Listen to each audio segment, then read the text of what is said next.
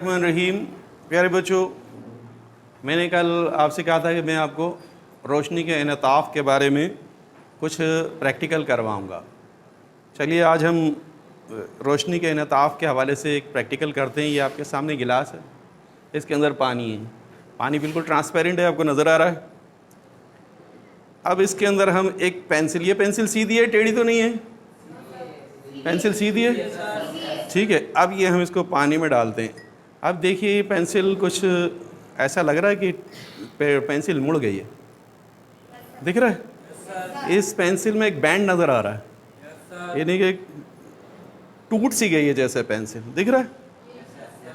Pencil को हम शायद पानी में डालने से टूट गई हो, निकाल कर देख लेते हैं। टूटी हुई नहीं, सीधी पेंसिल तो सही है, टूटी हुई नहीं है। ये पेंसिल पानी में टूटी हुई क्यों नज़र आ रही है? इसकी वजह रोशनी का इनताफ़ है। रोशनी के इनताफ़ की वजह से ये पेंसिल यहाँ से मुड़ी हुई, टूटी हुई नज़र आ रही है। आज हम आपको रोशनी के इनताफ़ के मुतालिक पढ़ाएंगे। प्यारे बच्चों, रोशनी के इनताफ़, ये इसको इंग्लिश में कहते हैं रिफ्रैक्शन ऑफ लाइट, ठीक है। रिफ्रैक्शन ऑफ लाइट के लिए हमने आपके सामने एक यहाँ पर एक प्रैक्टिकल करने के, जो हमने प्रैक्टिकल किया उसको यहाँ एक गिलास स्लैब से वाज़े करेंगे। गिलास स्लैब में से रोशनी आसानी से गुजर जाती है। गिलास स्लैब में से, शीशे में से रोशनी गुजर जाती है। ये एक शीशे का स्लैब है।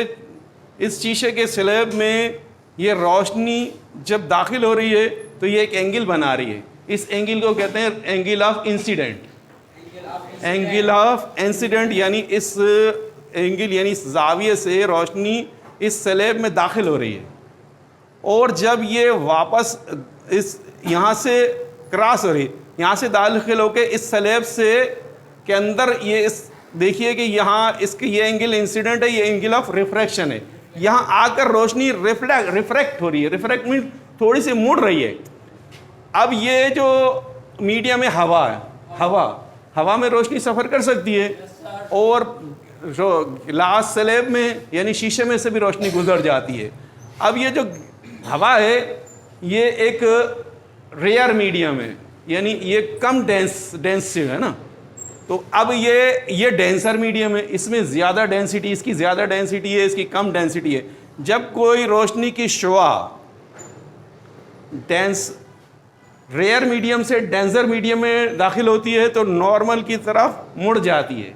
ये नॉर्मल लाइन एक इमेजिनरी लाइन है जिसे नॉर्मल लाइन कहते हैं। जब इसमें दाखिल हुई तो ये कहाँ किस तरफ मुड़ गई है?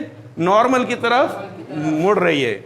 इसी तरह जब ये नॉर्मल, ये इसी डेंसर मीडियम से रेयर मीडियम में आएगी, डेंसर मीडियम से रेयर मीडियम में आएगी तो क्या होगा? ये अब ये इंसिडेंट एंगल बन गया, ये रिफ्रैक्शन एंगल बन गया।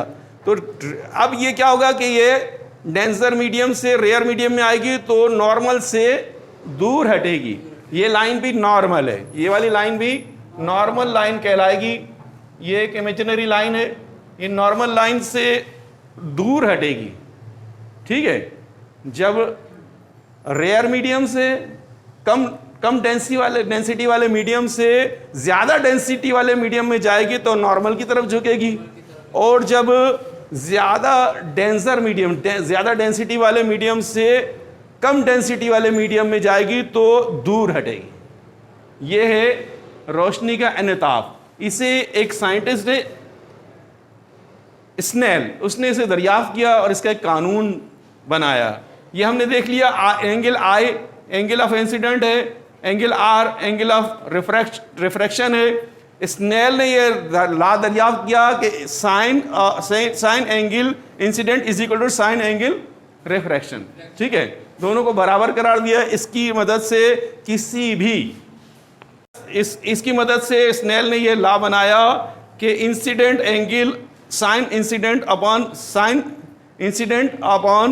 साइन रिफ्रैक्शन एंगल, इन दोनों का से किसी भी मीडियम का, दो मीडियमों का कांस्टेंट निकाला जा सकता है। इसे स्नेल लॉ कहते हैं, और ये जो n होता है ये इसका कांस्टेंट है, ठीक है।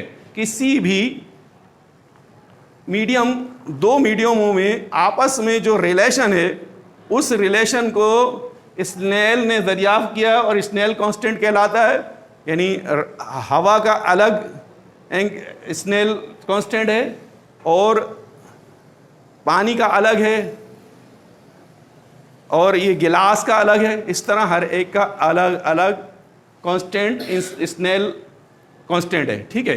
ये कहलाता है रोशनी का इनताब, ठीक है। इसकी मदद से बहुत सारे फ़वाइद उठाए जाते हैं, जैसे हम ऐनक इस्तेमाल करते हैं ना, स्पेक्टिकल्स, उसके अंदर जो लेंस यूज़ होते हैं वो इसी कानून के तहत काम करते हैं, ठीक है। किसी शख्स की नज़र दूर की कमज़ोर हो जाती है तो उसे दूसरी तरह का लेंस लगाया जाता है, किसी की करीब की नज़र कमज़ोर हो जाती है उसे दूसरी तरह का लेंस लगाया जाता है। हमारे मोबाइल्स के अंदर जो लेंस यूज़ होते हैं वो इसी लॉ के तहत यूज़ होते हैं। हमारे बड़ी बड़ी टेलीस्कोप में जो लेंस यूज़ होते हैं वो इसी उसूल के तहत इस्तेमाल होते हैं। यकीनन रिफ्रैक्शन ऑफ लाइट समझ में आ गया होगा। बहुत शुक्रिया। अल्लाह।